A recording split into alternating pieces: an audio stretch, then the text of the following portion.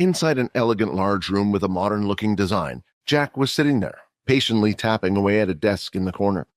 Standing by his side were two reasonably large guards. He always had someone by his side no matter what, due to his unique situation. He wasn't like the other Big Four family members, for they believed in their strength. He knew the others looked down on him because of this, but he didn't care. The two guards who stood by his side weren't the same pair as the time when he had visited the military base. After their mistakes, he decided to give them another role and replace them. Jack very rarely gives people second chances. If one was to mess up, he could always take their power away before giving it to another. The tapping continued, and the guards were now looking at Jack out of the corner of their eye as it seemed to be getting louder and louder. He shouted as he slammed his fist on the desk. "It has to be pure. Once again, they got the upper hand and managed to get rid of him somehow, and there isn't much I can do," Jack said. For this one, Jack was on his own. He hadn't informed Oscar or any of the other military personnel about Peter, how he was most likely a suspect of pure. This was because he wanted to do everything himself. The only person who had been helping him along the way was General Duke. Duke was always the one who assigned two guards to be kept on Peter and decided who he would go up against and the ref while the others knew nothing. He couldn't ask for their help, and he couldn't start turning this place upside down, trying to look for an insider. Otherwise, they would find out. They would then question Jack's motives and put all the blame on him. Although he was in a position where it wouldn't be too much of a problem, he still just didn't want to deal with it. The others didn't like him in the first place. He knew that the other three regretted ever inviting him into the Big Four. The only reason why he was able to stay in his position of power was due to his great relationship with the military and Oscar. There was a good chance what he had tried to do would sour that relationship, and the others would use this opportunity to break it. The worst part about this whole mess was that now he had to make sure the others and the military wouldn't find out about it. He was the one that now needed to cover up his tracks. It was decided. A report was sent out to Duke with further instructions. Peter would no longer be taking part in the tournament due to an emergency matter. What emergency matter, he would let him decide. When they returned to the military base, he would let Duke handle the rest. The disappearance of one student shouldn't be too hard to do in his position. An attempted runaway? There were many different options they could put Peter's disappearance as. "Pure, I promise if I ever find out where your base is, I'll send my whole army after you and crush you," he said, squeezing his fist tightly. The next day had arrived, and it was now morning. The events were not set for some time yet, and the main events were later. That's why Quinn found it very odd when he had a knock, bright early in the morning. Before even opening the door, though, he knew who it was. He paused for a second and then braced himself before opening it. "Vorden, why are you here so early? The events don't start later," Quinn said, trying to make things seem familiar between them, but it was clear that it wasn't. "Am I allowed in?" Vorden asked. "Come on, don't be like that. Please. The more you act differently, the more you will remind me of the crap you pulled," Quinn said. Once inside the room, Vorden walked and headed for the outside window. The bright light beamed on his golden hair and handsome face. Looking at him now, the sadness in his eyes made him look like an abandoned prince. "I wanted to tell you about yesterday before you go asking. You're right, it's not fair that I keep all my secrets while I know all of yours." Quinn himself was now feeling a little guilty since he hadn't told the others everything, but it wasn't like it was a big deal to explain to them how his powers worked, how it was a game like a system. Even if he did tell them, it wouldn't have changed anything. "How much do you remember before you were knocked out?" Vorden asked. "You mean when you were screaming that your name wasn't Vorden and you were Syl? Or when you nearly roasted me like a chicken before, then zapping me?" Quinn replied. "Well, it looks like you remember everything then," said Vorden. "Like I said, yesterday that was me. There was no mind control or anything. Syl and I are the same." "Vorden, you're going to have to be clearer than that." "I really can't go into details, but have you ever heard of DID?" Quinn paused for a second as he thought about it. The strange actions, the fluctuation in voice, it indeed was like he was a different person. Suddenly, a memory came back to him. There was one time he had met Syl before, when he was being questioned. Quinn always wondered how Vorden had gotten away with the lying test back then. He thought he had borrowed a mind swap ability at the time, but what if that wasn't the case at all? "You mean you have split personalities?" Quinn said, shocked. He had heard of things like this before, but had never seen anything like this in person. He also never realized how separate these personalities were. He always thought if he was to meet someone with did, it would be similar to a person who had mood swings. But the way Vorden had acted was almost like two people were living inside one body. I can't go into many details about how or why, not yet anyway, but I will tell you one thing. I can copy only one ability. In comparison, the other one can copy 3. That's why I needed to switch with him yesterday when fighting you, Vorden explained. Purposely, Vorden avoided telling Quinn about Rayton. Having to tell someone this was hard enough, and he wasn't able to go into details about the whole thing anyway. So for now, he would keep it as simple as possible. Vorden, why didn't you tell us this? I told you about me being a vampire, right? If you told me, or even the others, we would have understood. Do you know why I'm telling you this, Quinn? Because I want to regain your trust. You trusted me, and now I'm trusting you. Vorden then held out his hand. When looking at it, it reminded Quinn of the first day the two of them had met. He was the only one that reached out to him. Ever since then, the two of them had been through all out. Then he remembered something else. The 3 of them had gone through a lot. There was also Peter. I trust you, Vorden, Quinn said, shaking his hand. But that doesn't mean I don't think you make stupid decisions. So do I get to meet this guy at some point? Maybe we can be friends? Vorden laughed, but chose not to say anything back. If Syl had heard this, he would have been running out from his corner and had taken over the seat in an instant. When he approached Quinn back then, when they had first met, he did so because he was a level 1. Often low levels looked at the world differently due to how they were treated, but after Syl had gained an interest, it meant now his life would revolve around Quinn.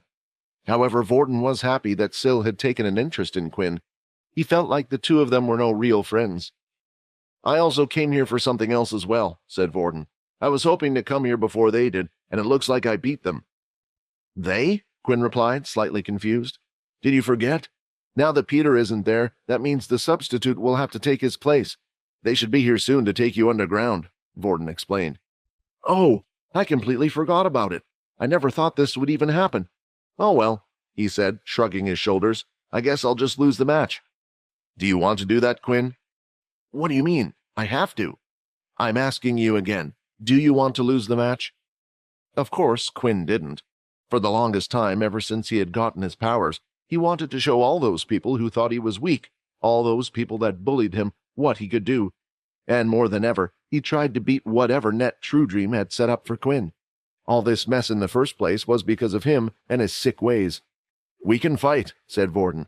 On the Red Portal planet, we came up with a plan, remember? If they discover your powers, then I would tell them that my family was backing you. We can use that today. Before Fex left, he said something. He told us that he and the one who came to get him were the only vampires on the military bases, that there were no others. At the time, I was wondering why he needed to tell us that. It is always better to be careful just in case, right? But I think he knew what was going to happen once Peter was taken. He was telling you to go crazy, not to worry. With Vorden using his original family name, they would no longer be after Quinn for the ability book. They would assume it was with Vorden's family. The other problem was the vampires. Even if they weren't here, there was always the chance they would find out about him. But did that matter anymore? It was only a matter of time before they found out about Peter, which would eventually lead them back to Quinn. If you're ready, said Vorden, then I am as well. I don't want to hide anymore, Quinn replied. Before leaving Quinn on his own, Vorden had a few last words to say to him. Hearing these words, he knew what to do and was confident. Right after Vorden had left, he was on his own in his room. His heart, although beating slowly, was beating loud and strong. A new rising energy was felt surging through his whole body. I wonder why I'm so excited. While being left on his own, he had time to reflect on everything and everyone that he had met so far. After finding that book and coming to the military school, he had a crazy journey he had never expected. More than anything, he didn't think there would be others who would join him along the way. A genius hacker, a terrorist or double agent, a vampire and an undead. Then you have the Ice Queen, and finally, the only one who I thought was normal turns out to have a split personality, Quinn thought. I guess these were the only friends I could make. What they say is true. Crazy people attract other crazy people. Yesterday night, while on his walk, Quinn had regained all of his health points. As long as he wasn't hungry and needed blood, his body would naturally regenerate on its own. But if it did, it would also make it so he was hungrier sooner. This made it hard for him to tell how practical the single session of restraining himself was. From the way Fex described it, as long as he wasn't drinking blood daily, it shouldn't cause much change. He didn't know how much he managed to wear off the blood addiction, but from now on, he knew he had to be careful. With no blood flask, it would be a while until he could start consuming the blood of students again. Then suddenly a thought came to his head. He quickly opened up the system shop and continued to scroll through the options. "That's it, there it is," Quinn said.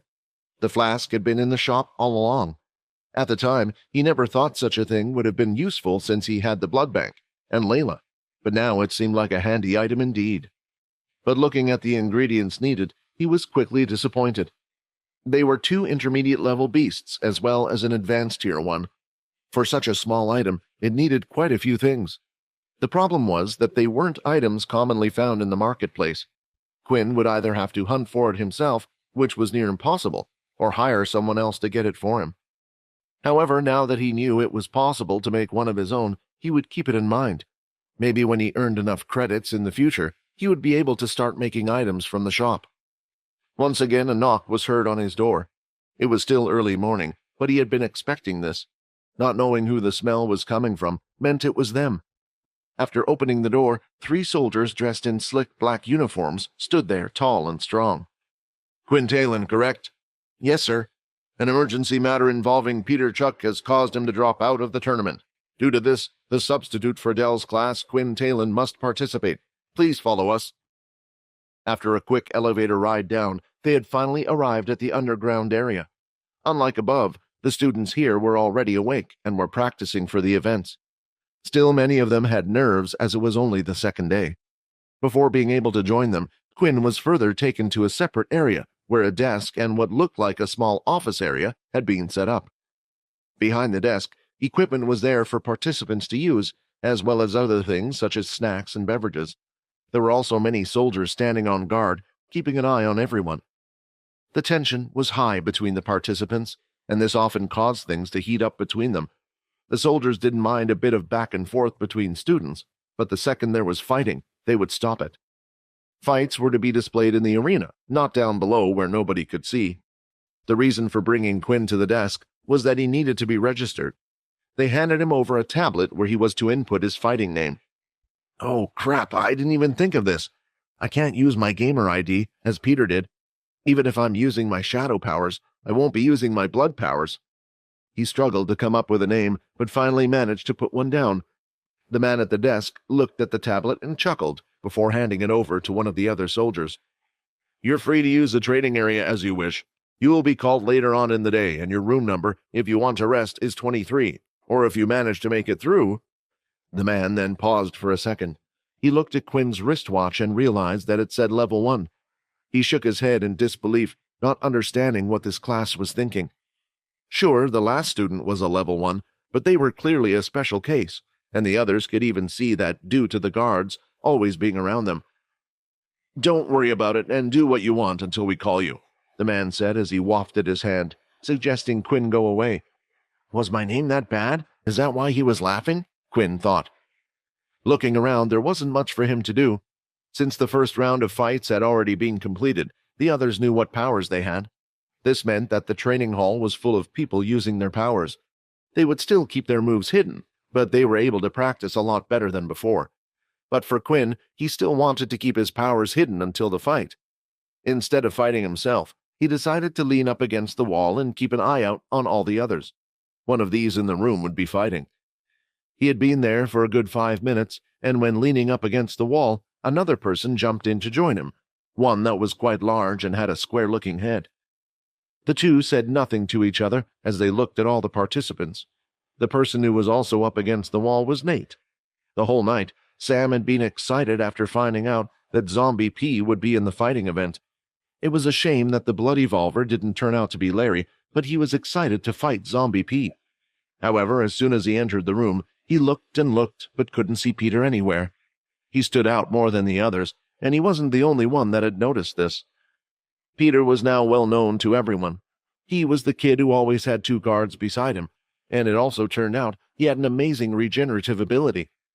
For him to suddenly disappear, they all could tell straight away. Noticing this, Nate knew that there had to be a replacement. He decided to look from the wall at all the participants taking part, in order to get a better look at everyone. From the first day, he kept an eye on everyone as he went about looking for Larry. There were far few people today, but still, he couldn't see anyone new practicing. Where's the replacement? Suddenly, a large slash of air came out of nowhere. It was hard to see, but one could feel it if one's senses were sharp enough. Nate, noticing this, turned to his side as he moved. At the same moment, he saw another student that had been on the wall with him the whole time. "Hey, move!" Nate shouted. But Quinn didn't listen. He too could sense the wind, and instead decided to stay still. He knew that the attack wasn't going to hit him. The attack slammed into the wall, making a small bang as it hit, like the end of a whip. However, there was no marking on the wall, for it was made of glathrium. "Oh, sorry, that almost hit you. Are you okay?" a student said, running over. "Be careful next time," Nate shouted back. "How stupid and bad could you be? This room is massive, and you managed to make a stray attack come over here." He was annoyed. The student continued to apologize, but a few others behind him were also looking over. "It was no accident," Quinn mumbled as he finally left the wall and started to walk over towards the student. He had overheard the student speaking the whole time. They could see that Nate and Quinn were standing there by the wall and wanted to give them a little scare. When the attack came towards Quinn, he knew that they had aimed precisely in the middle of the two of them, and there was no need for him to move. All they wanted to do was scare them. After all, if he or Nate were hurt, the students would have gotten into trouble. Looking over in the student's direction from where the attack had come from, he could also see a bunch of girls off to the side, and something clicked in his head. It wasn't an accident. If I know thirsty boys, those guys were trying to impress those girls. As Nate saw the curly-haired student walk towards the boy, he was wondering what was going to happen. "Wait, is that the new guy? It has to be. I don't remember seeing him down here." Looking at his wristwatch, he could see the level 1, but something else had worried him even more. He could see the student clenching his fist, ready for a punch. Back on the top platform, the students were starting to gather in front of the screens for the first events to start. The others had left the hotel together and were now peacefully sitting in front of screen 2. Just then, Sam had arrived from his hotel, as he had agreed to meet up with them yesterday. "Hey, where's Quinn?" Sam asked, noticing he wasn't sitting down with them. "Well," Vorden replied, "he's taking part in the fighting tournament." The drink Sam held nearly dropped to the floor, but he quickly tightened his grip, and then a small smile appeared on his face. "Oh. I don't know why fate has decided to put you on the battlefield. All I know is everyone might be in for one hell of a surprise," Sam thought. Quinn leaned against the wall while looking at the students, with several thoughts bombarding his head. The energy from before and his strong heartbeat hadn't settled down. Every second meant the fight he was about to participate in was getting closer and closer. This whole event reminded him of the past, life before the book, how he was too weak before. He was too weak to help Peter. He was too weak to help himself. How the other students used to beat him every day, and the most he could do was get a hit here or there. He was thinking about how much he hated his life back then every single day, how the school chose to do nothing because he wasn't destined for great things, and again, when arriving at the military base, how they started to target those around him. All these bad memories were making him angrier. At that moment, when he was walking, the picture of him getting hit and beaten by these losers was playing in his head. Hearing the students behind him laughing and saying what they had said, he already had enough of this. He couldn't do anything back then, but he could now. Seeing Quinn's fist tightening, Nate could tell that was about to happen straight away. Although the kids deserved to get hit, Nate didn't want the new student to be punished for it. He would be the aggressor in this situation if his punch landed. However, there was also a second reason Nate wanted to stop a fight. The people he was walking to were level 7s. There weren't many weak people left in the fighting event. If a fight was to happen, he couldn't see Quinn coming out of it unharmed. "Hey, is he coming over to us?" "What does he think he's doing?" one of the students from behind said. The student in front was also annoyed. Although he had thrown out the wind strike, he was only trying to have a little fun. He knew the attack wouldn't hit them, so he felt like there was no reason for anyone to get angry. "What the hell, you brat? What are you getting so annoyed about when I already said I was sorry?" the student complained. "I'm in no mood for games. Out of all the days to try to pull this, today is not that day," Quinn said. "Of course it's my fault, right? It's always the fault of the weak ones for being born this way. The sound of Quinn's voice. He wasn't sure if he was imagining it, but there was certainly some type of undertone when he was speaking. The student looked around to see if his friends behind him had heard, or if it was just him. They continued to laugh and joke around, and even gave a thumbs up towards him. They didn't hear that? Am I going crazy? The student thought. Out of panic and desperation, he threw a wind slash. Quickly, Quinn moved his body to the side and started walking forward again. To the student in front of him, it looked like the attack had just gone right through his body. Now the student was starting to feel his palms sweat. He threw out another attack, and once again, ever so slightly, Quinn would place his foot, allowing him to avoid the attack and go back into position. The movement was so small it could hardly be seen. The outsiders who were watching such a thing were confused. All they could see was one student walking forward, while the other was walking back in the middle of the room. The student who was throwing out the wind blades was using a unique technique. When wind users use such an attack, usually a thin white line can be seen striking the air. But the wind user's attack was invisible to the eye and could only be felt. "What's Josh doing?" a student said. "Is he pretending to attack?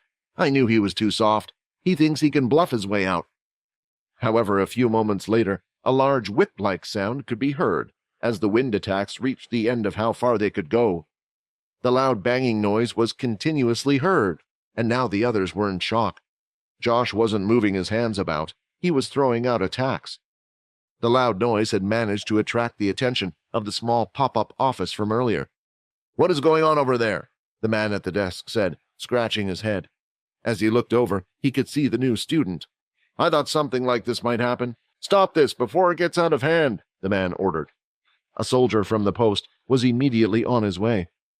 Seeing the soldier come over, Nate breathed a sigh of relief. He was hesitating whether to get involved or not, but was afraid he could have been hurt by the wind users. It wasn't easy to sense those attacks. Nate believed that the student had thrown out those attacks and had missed on purpose, trying to scare the student away. The two were now close enough, and Quinn dashed forward. Josh lifted his hand, ready to throw another wind strike right at the student. The soldier who was on his way could see this. "If that attack hits, the other might be seriously hurt," the soldier thought, and he too had dashed forward. What they didn't expect was what Quinn did next. He lifted his leg fast up towards his head and then slammed it down, performing an axe kick right on the student's wrist. Josh's hand slammed down and was pinned against the floor. Josh tried to move, but even using his whole strength, he couldn't budge. If he tried any harder, he was afraid his wrist would break if it wasn't already broken.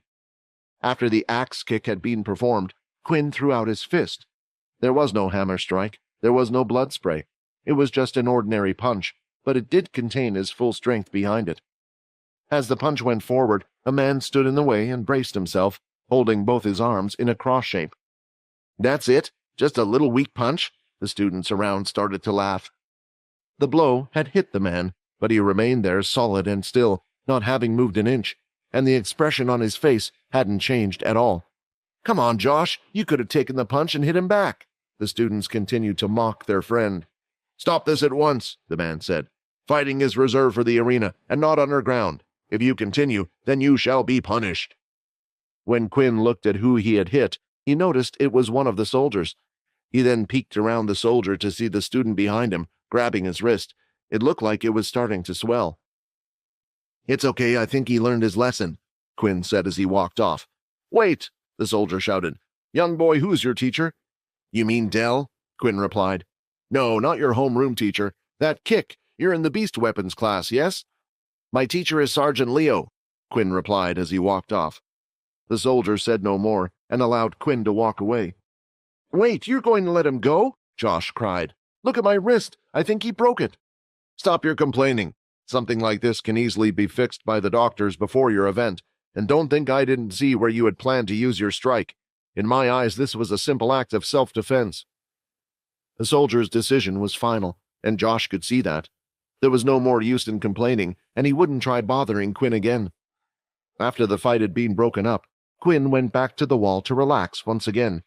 Nate came rushing over with a glow in his eyes. He had seen something quite impressive. "Hey, that kick was impressive. You must have practiced a lot to get it that smooth and fast." Nate was a junkie for martial arts. Even before learning what type of ability he had, he preferred the pure skill people would use in hand-to-hand combat. The fact that it also helped him out with his ability was only a bonus. "If you want, maybe we can spar sometime?" Nate asked, then looked down at his watch, which made him add a few last words. "Without abilities, of course." Quinn could see that the student was a nice person. He didn't look threatening at all, even if he did seem a bit annoying. "Sure, it sounds fun." Back at the pop-up office, the soldier had returned to make a report of the events that had occurred. "Anything to report?" the man at the desk asked. "A broken wrist, nothing else. They won't fight again, I'm sure of it." The man at the desk paused for a second as he looked at the soldier before speaking again. "Go back to your duties. You're dismissed. Oh, and before you go, make sure to see a doctor about your broken arm." "Yes, sir," the soldier said as he rushed off. "This is an announcement. All students get into their designated groups. The main events will begin shortly." Hi, Quinn here.